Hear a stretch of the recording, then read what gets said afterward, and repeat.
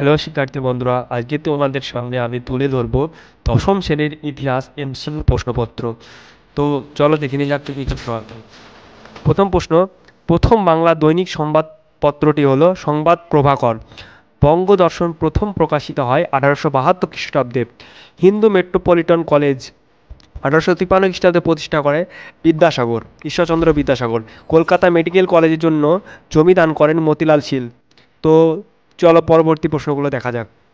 The reformer পত্রিকার সম্পাদক ছিলেন প্রসন্ন কুমার ঠাকুর।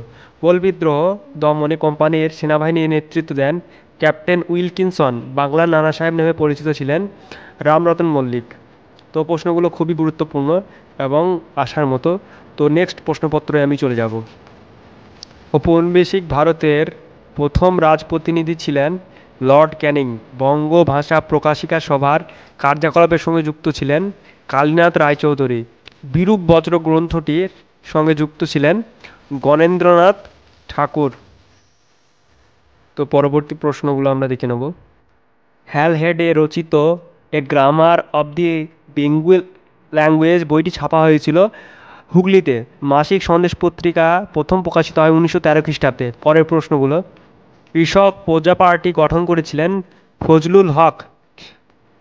স্বামী বিদ্যানন্দ বিহারে কৃষক আন্দোলনের নেতৃত্ব দিয়েছিলেন অসহযোগ আন্দোলনের সময়। তো পরবর্তী প্রশ্নগুলো দেখে নেব। বাংলার শ্রমিক আন্দোলনের সাথে যুক্ত ছিলেন অশ্বিনী কুমার মুখোপাধ্যায়। বঙ্গলক্ষ্মীর ব্রত কথা রচনা করেন রমেন্দ্র সুন্দর ত্রিবেদী। পরবর্তী প্রশ্ন। জয়শ্রী পত্রিকার সম্পাদিকা ছিলেন লীলা নাগ। সূর্য সেন, মাস্টারদা সূর্য সেন শহীদ হয়েছিলেন 1934 খ্রিস্টাব্দে। পরবর্তী প্রশ্ন।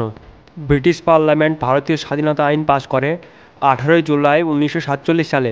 পরবর্তী প্রশ্ন। রাজ্য পুনর্গঠন কমিশনের 1953 সভাপতি ছিলেন বিচারক ফজল আলী। তো এই যে প্রশ্নপত্রগুলো খুব গুরুত্বপূর্ণ, তোমরা সকলে সব প্রশ্নগুলো পড়বে। আশা করি এখান থেকে তোমরা পরীক্ষায় কমন পেয়ে যাবে। তোমাদের জন্য সমস্ত প্রশ্নপত্রগুলোই খুব ইম্পর্টেন্ট এবং গুরুত্বপূর্ণ।